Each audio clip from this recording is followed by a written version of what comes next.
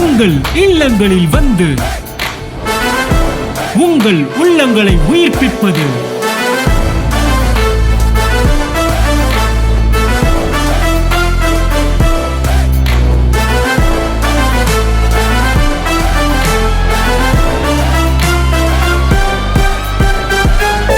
உங்கள் channel DJ. இயேசுவின் ஜெபத்திற்கு எப்படி பதில் வராமல் போகவே போகாதோ, அப்படியே இயேசுவின் நாமத்தில் பண்ணப்படுகிற ஜெபத்திற்கு பதில் வராமல் போகவே போகாது.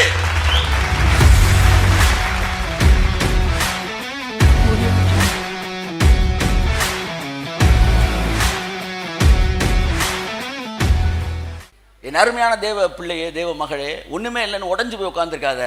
அவர் நாமம் உன் மேல இருக்கு, அவர் இன்ஷியல் உன் மேல இருக்கு.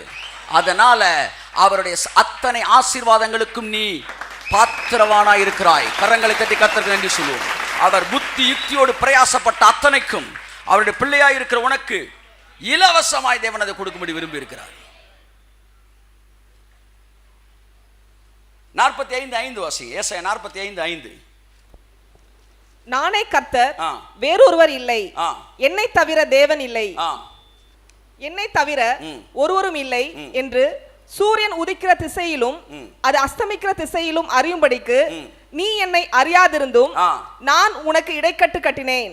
நானே கர்த்தர், வேறொருவர் இல்லை. முந்தின வசனம் சொல்லுது, உனக்கு என் நாமத்தை தரிப்பித்தேன். 4 இருக்கம்மா. கோரேசை பார்த்து சொல்றாரு, கோரேசு நீ புறஜாதி தான், ஆனா உனக்கு எல்லாமே ஓப்பன் ஆகும். ஏன் தெரியுமா? உன் மேல என் நாமம் இருக்கின்றார். ஆமென் சொல்லுங்க. எல்லாம் கையை தூக்கி சொல்லுங்க. எனக்கு முன்பாக மூடிய கதவுகள் திறக்கப்படும். நான் நிற்கும்போது என் பாதை ராஜ பாதையாக இருக்கும். எனக்கு விரோதமாக உருவாக்கப்படுகிறவர்கள் வாய்க்காமல் போகும். என் எதிரிகள் சிதறுண்டு போவார்கள். எனக்கு முன்பாக சிகப்பு கம்பளம் முடிக்கப்பட்டிருக்கிறது. என் வாழ்க்கையில் முடிக்கப்பட வேண்டியவை எல்லாம் ஏற்கனவே முடிக்கப்பட்டிருக்கிறது. காரணம், எனக்கு அவருடைய நாமம் தரிப்பிக்கப்பட்டு இருக்கிறது. கரங்களை தட்டி கர்த்தருக்கு நன்றி சொல்லுவோம்.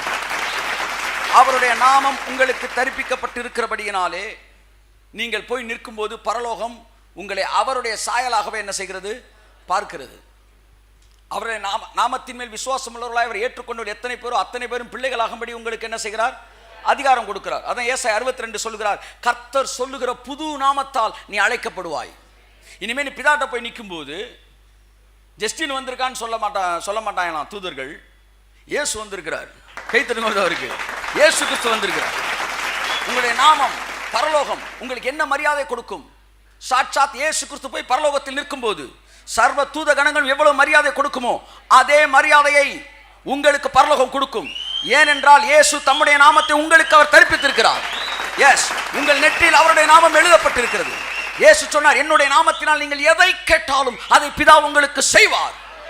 என்னுடைய நாமத்தினால் நீங்கள் பிதாவை கேட்டுக்கொள்ளும் போது நானும் உங்களுக்காக வேண்டிக் கொள்வேன் என்று உங்களுக்கு சொல்ல வேண்டிய அவசியம் இல்லை. எப்பொழுதெல்லாம் இயேசுவின் நாமத்தில் நீங்கள் பேசுகிறீர்களோ அப்பொழுதெல்லாம், எப்பொழுதெல்லாம் இயேசுவின் நாமத்தில் நீங்கள் ஜெபிக்கிறீர்களோ அப்பொழுதெல்லாம் இயேசுவே உங்களுக்காக ஜெபிக்கிறாராம். இயேசுவின் ஜெபத்திற்கு எப்படி பதில் வராமல் போகவே போகாதோ, அப்படியே இயேசுவின் நாமத்தில் பண்ணப்படுகிற ஜெபத்திற்கு பதில் வராமல் போகவே போகாது. பதில் வராமல் போகவே போகாது.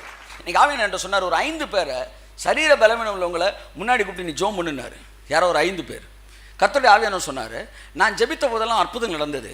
எல்லா அற்புதங்களும் ஸ்பாட்லேயே நடக்கல. அதை நீ நல்லா புரிஞ்சுக்கணும்.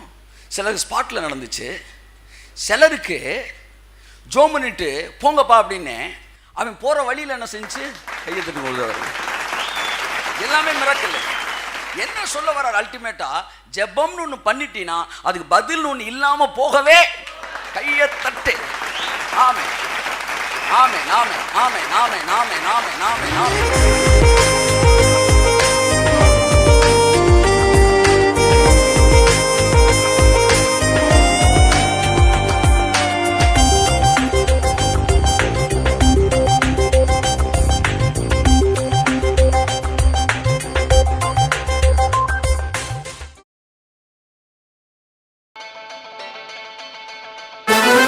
உங்கள் இல்லங்களில் வந்து உங்கள் உள்ளங்களை உயிர்ப்பிப்பது